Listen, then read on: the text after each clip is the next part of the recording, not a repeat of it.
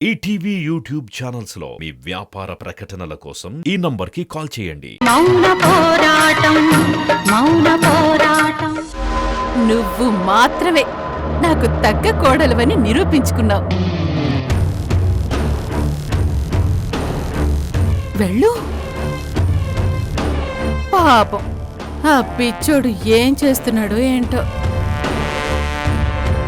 వాడు చాలా బాధలో ఉన్నాడు.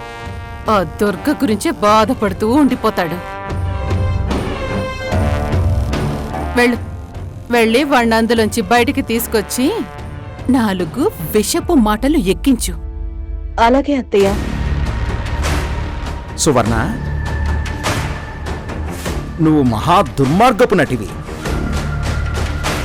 ఒకే చోట 2-3 రకాలుగా నటిస్తున్నావు. ఇంత నటన నేనెప్పుడు నేర్చుకుంటానో ఏంటో. నీ జీవితంలో రాదు గాని. హలో,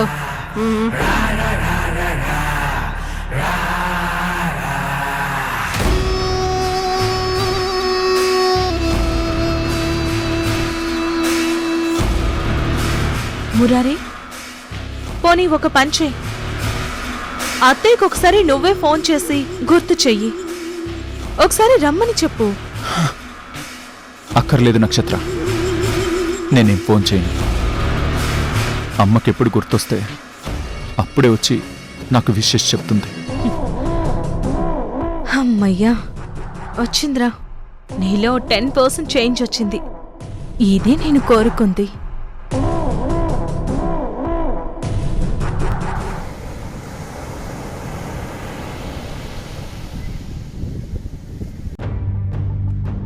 డాక్టర్, ఏంటి డాక్టర్, ఏదైనా సీరియస్ మ్యాటరా? అవంతికి ఇలా అవడానికి కారణం తనకి ఫుడ్ పాయిజన్ అయింది. ఫుడ్ పాయిజనా? అదేంటి? మేమందరం ఒకేసారి భోంచేసాం, మాకేవీ కాలేదు. ఫుడ్ పాయిజన్ అంటే తను తినే ఫుడ్లో ఏదో కలిసింది.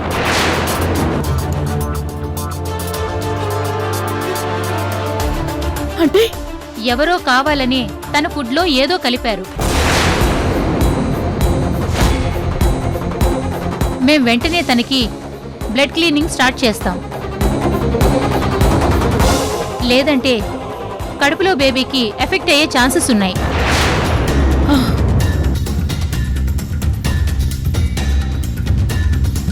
అత్తయ్య,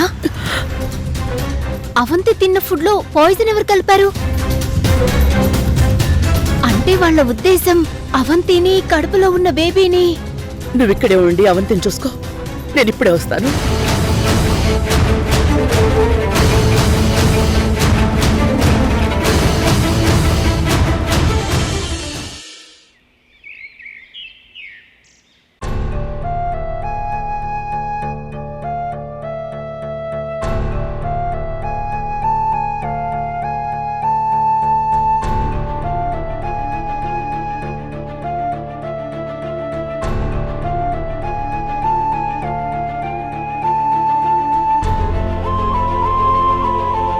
ఏంటి మురారి ఇది?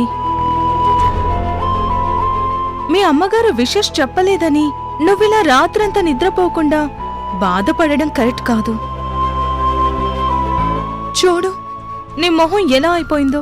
ఎలా అయిపోయింది? ఒక్కరోజు నిద్ర లేకపోతే నా మొహమేమీ పాడవద్లే. మురారి, ప్లీజ్. నీకు ఎవరి మీద ఉన్న కోపాన్ని నా మీద చూపించకు. ఎవరి మీద ఉన్న కోపం ఏంటి? ఎవరి మీద ఉంది కోపం? నాకు కోపం ఎవరి మీద ఉందని నువ్వు అనుకుంటున్నావో అది చెప్పు. చెప్పు. లేదు బాబు, నీకు ఎవ్వరి మీద బాధ లేదు, దేని గురించి కోపం రాదు, నీ మనసులో ఏ ఆశ ఉండదు, సరేనా? అరే, పెళ్ళయ్యాక నీ ఫస్ట్ బర్త్డే అని ఎన్నో ఆశలతో ఊహలతో ఉండే పెళ్ళం కూడా ఒకటి ఉంది అనే గుర్తింపు లేదు. కనీసం అది ఒక మనిషే, దానికి కొన్ని కోరికలుంటాయని లేకుండా నీ పుట్టినరోజు నాడు సంతోషం అనేది లేకుండా చేస్తే ఎలా? నా మనసు ఎలా ఉంటుంది చెప్పు మురారి. ఆ ఆలోచన నీకు లేదా? నక్షత్ర ప్లీజ్. అయ్యో మురారి ప్లీజ్. నేనేదో లోపల బాధ దాచుకోలేక పిచ్చి పిచ్చిగా మాట్లాడేశాను. ప్లీజ్ మనం కొంచెం కూల్గా స్మూత్ గా మాట్లాడుకుందాం. సరే చెప్పు. ఈరోజు నీ బర్త్డే మురారి. నాకు ఎంతో హ్యాపీయెస్ట్ డే. నీతో చాలా సరదాగా సంతోషంగా గడపాలనుకున్న డే. Yeah I know. నీకు మీ అమ్మగారికి ఉన్న అనుబంధం, ఆ ప్రేమ అంతా నాకు తెలుసు. I know. గడిచిన ఒక్క పూటలో నువ్వు అత్తయ్య గారిని చాలా చాలా మిస్ అయ్యావు. నేనది అర్థం చేసుకోగలను. కానీ ఆవిడ ఇంట్లో లేకుండా ఎక్కడికో వెళితే అది నా తప్పు కాదు కదా. నీ తప్పు కూడా కాదు. ఆవిడ నిన్ను నెగ్లెక్ట్ చేస్తే దానికి శిక్ష నేను అనుభవించకూడదు కదా. ఏంటి, అమ్మ నన్ను నెగ్లెక్ట్ చేసిందా? నువ్వు ఇలాంటి మాటలు ఎందుకు మాట్లాడుతున్నావు? మురారి అది నేను. అమ్మ నన్ను నెగ్లెక్ట్ చేయడం ఏంటి? అమ్మ ఎందుకు అలా చేస్తుంది? మా అమ్మ ఎప్పుడు అలా చేయదు. Okay okay okay. దీనికి కూడా ఐఎమ్ వెరీ సారీ. నేను అత్తయ్య గారి గురించి నెగటివ్గా ఏం మాట్లాడలేదు, మాట్లాడను కూడా. ఏ నాకు ఆవిడ గురించి తెలీదా? ఆవిడ మీద నాకు ప్రేమ లేదా? ఆవిడికి నీ మీద ఎంత ప్రేముందో నాకు తెలీదా? కాకపోతే ఆవిడికి ఈరోజు కుదరలేదు. ఎందుకో మరి. నీకు బర్త్డే విషెస్ చెప్పడం ఈసారి ఆవిడికి కుదరలేదు. అదే నిజం. మొదటి విషెస్ ఆవిడ చెప్పకపోతే నువ్వు అదోలా అయిపోతావని ఆవిడికి తెలుసు కదా. ఎందుకిలా చేసింది? కానీ అత్తయ్య గారికి నీ మీద చాలా ప్రేముందని నాకు తెలుసు. కానీ ఎందుకిలా చేసిందో తెలియట్లేదు.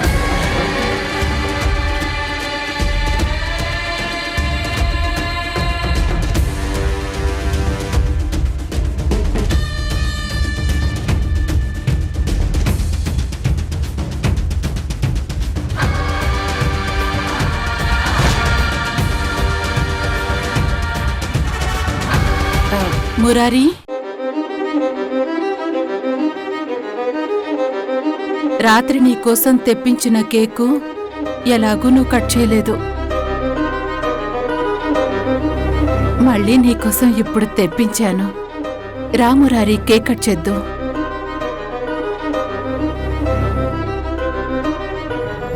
ఆ దుర్గ తెప్పించకపోతే నేను తెప్పించాను కదా. నేను మీ అమ్మన్రా. నువ్వు నా కన్న కొడుకువి కదా. మీ అమ్మ నిన్ను బతిమలాడుతుంది. నా సంతోషం కోసమైనా దయచేసి నేను తెప్పించిన ఈ కేకుని కట్ చేయి మురారి.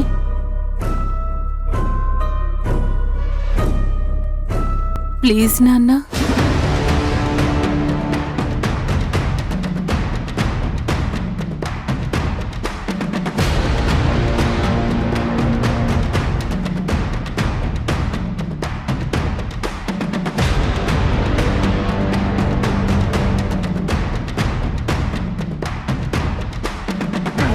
చెప్పు, ఈ కేక్ని నేను కట్ చేయాలి.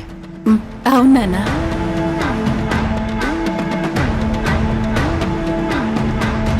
ఎలా కట్ చేస్తాను?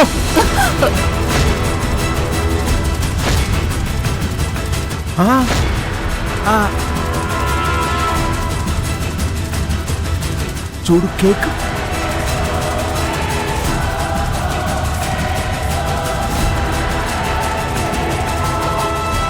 రేయ్ ఏయ్! చెప్తుంటే అర్థం కావట్లేదా నీకు? ఎందుకు నన్ను ఇలా పీక్కు తింటున్నావు? నాకు అమ్మంటే నాకు నా దుర్గమ్మే. ఇంకొకరి ప్రేమ నాకొద్దు. అమ్మ ప్రేమ లేకపోతే నేను ఇలాగే ఉంటాను, కానీ నీ ప్రేమ మాత్రం నాకు వద్దు. నాకొద్దు. అర్థమైంది కదా?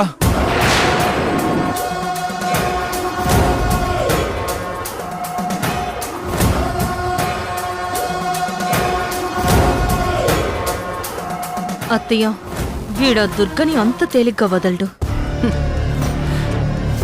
నువ్వు చాలా తెలివిగా నీ బాధని చెప్తూనే దుర్గా నెగిటివ్గా ఉందని మురారి మనసులోకి ఎక్కించేశావుగా. అది చాలా స్లో పాయిజన్ నక్షత్ర. కొంచెం ఎక్కినా చాలు, కొంచెం కొంచెంగా పనిచేస్తుంది. తల్లి కొడుకులని దూరం చేస్తుంది. కాస్త విషం ఎక్కినట్టే సువర్ణ.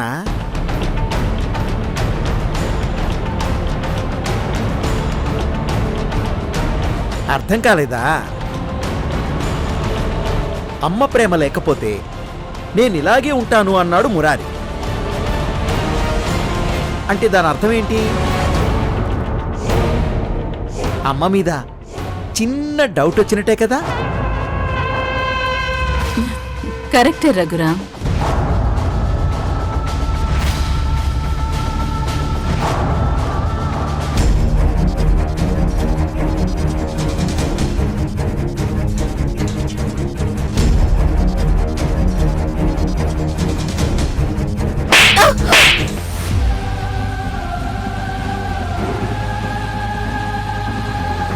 అత్త, మా అత్తగారిని ఎందుకు కొట్టావు?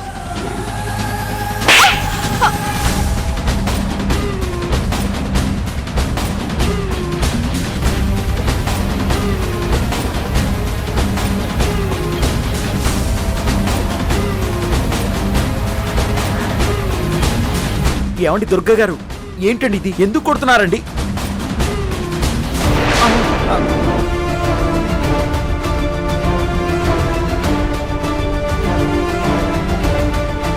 దుర్గా, ఏంటిది? మమ్మల్ని ఎందుకు కొడుతున్నావు? నిన్ను కొట్టడం కాదు, చంపేయాలి. అత్తయ్య, వదలండి మా అత్తయ్య గారిని. అయ్యో, వదలమంటున్నాను కదా. దుర్గా, నేనేం చేశాను? వదలండి. ఛీ! నువ్వు అసలు మనిషివా పశువా? నీకసలు కొంచెం కూడా కృతజ్ఞత గాని పశ్చాత్తాప గాని ఉండవా? ఆడదానివేనా నువ్వు? అమ్మతనం ఉందా నీలో?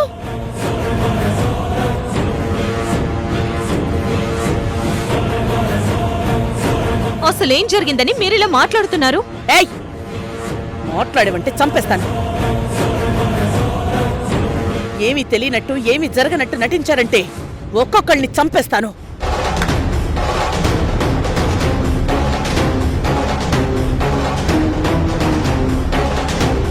అమ్మ దుర్గ గారు,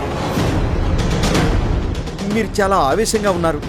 మీ ఆవేశానికి కారణం నాకైతే నిజంగా తెలీదు. మీకే తెలిసి ఉంటుంది. ఏ రఘురాం, పిచ్చి పిచ్చిగా మాట్లాడుకో. మాకేం తెలుసు? సువర్ణ, నటించకు. మీరే ఏదో చేశారు, అందుకే నా కోడలు ఇప్పుడు హాస్పిటల్లో ఉంది.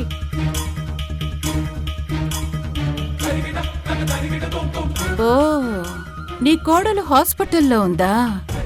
అందుక ఈ ఆవేశం. అయినా ఎందుకు హాస్పిటల్లో ఉంది?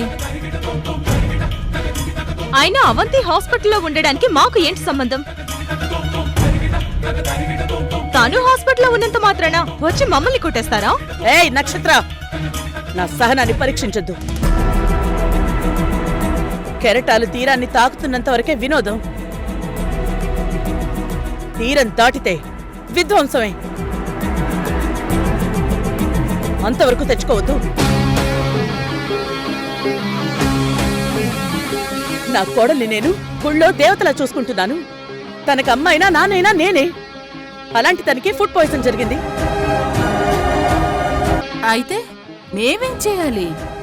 నీ కోడలు ఏం తిన్నదో ఏమో ఫుడ్ పాయిజన్ అయి ఉంటుంది. నోర్ముయ్. ఇంట్లో అందరం ఒకే ఫుడ్ తిన్నాం, కానీ ఎవరికి ఏమీ కాలేదు. ఓన్లీ అవంతికి మాత్రమే ఫుడ్ పాయిజన్ అయింది. అంటే మీరే ఏదో చేశారు. చూడండి, మీరు చెప్పినంత మాత్రాన అది నిజమైపోదు. అసలు మీరు చెప్తున్న పని మేమెందుకు చేస్తాం? మాకేం అవసరం? నువ్వు కాదంటే తలూపేస్తాననుకోదు నక్షత్ర. ఖచ్చితంగా మీరే ఏదో చేశారు. మీకు కాకుండా ఇంకెవరికీ అవసరం లేదు. దుర్గా, మాకంత అవసరమే ఉండుంటే మేమిదివరకు ఆ పని చేసుండేవాళ్ళం కదా. నేనిక్కడికొచ్చి ఇన్ని రోజులైంది, కానీ ఇప్పటి వరకు ఎలాంటి చెడు జరగలేదు ఇంట్లో. నిజంగా మేం చెయ్యాలనుకుంటే ఈ పనేదో ముందే చేసుండేవాళ్ళం కదా. ఏయ్, నీ తెలివితేటలు నాకు తెలుసు. వచ్చిన వెంటనే ఏదైనా చేస్తే నీ మీద డౌట్ వస్తుందని కొన్ని రోజుల తర్వాత మొదలు పెట్టావు. అసలు ఇవన్నీ కాదు. మేము ఇదెందుకు చేస్తాం? చేస్తామని ఆధారం చూపించండి. ఎందుకు చేశారో నాకు తెలీదు కాబట్టే, ఆధారమేం లేదు కాబట్టే మీరింకా బ్రతికిపోయారు.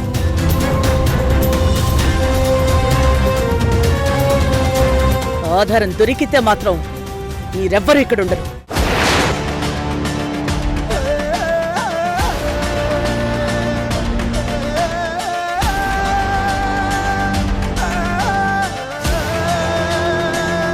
ఏయ్, అవంతి ఇప్పుడు సేవ్ అయ్యింది. ఇంటికొచ్చాక మళ్ళీ తనకేదైనా హాని చెయ్యాలని చూశారో ఒక్కరు కూడా బ్రతకరు. జాగ్రత్త.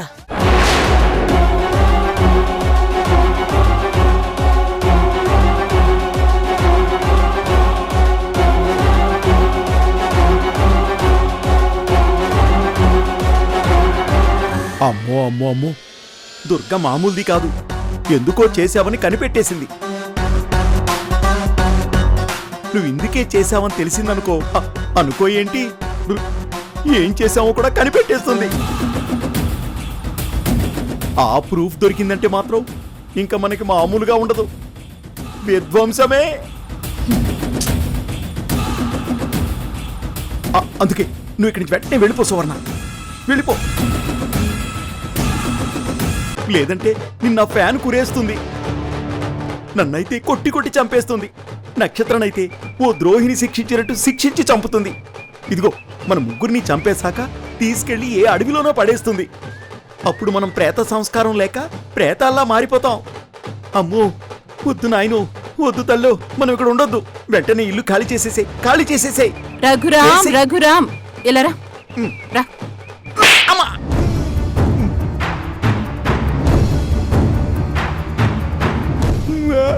మనల్ని చావు కొడుతుందంటే నన్ను కొడతావేంటి? కోపం వచ్చిందా? నన్ను కొట్టాలనుందా? ఆడదాని నిన్ను కొట్టడం ఏంటి? కొట్టు.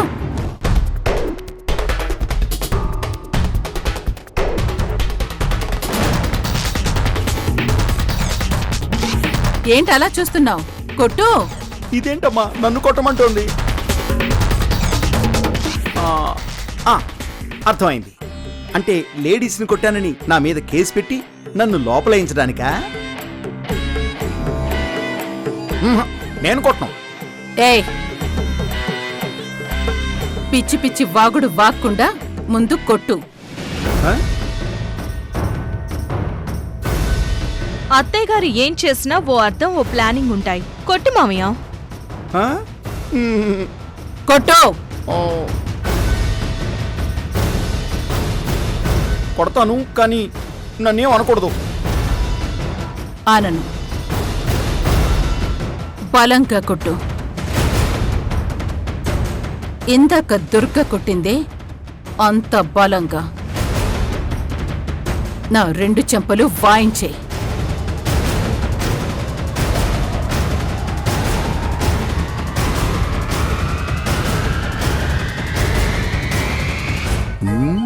నన్ను ఎన్నో దెబ్బలు కొట్టావు, నిన్ను ఒక్కటైనా కొట్టాలనుకునేవాణ్ణి, కానీ ఆడదాని వైపోయి బతికిపోయావు. ఇప్పుడు నీ అంతటా నువ్వే ఆ ఛాన్స్ ఇచ్చావు. ఇంకా వదులుకుంటానా? ఇప్పుడు చూడు. కొట్టో.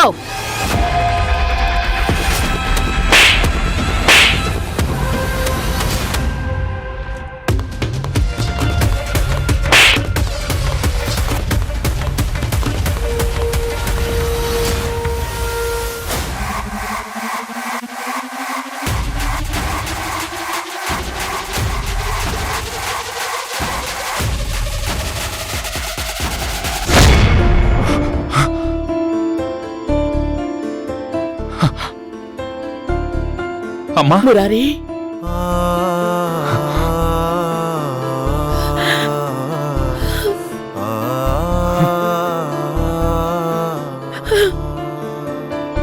ఎరా ఈ అమ్మ మీద కోపం వచ్చిందా? నీ కోపం వచ్చింది కదా?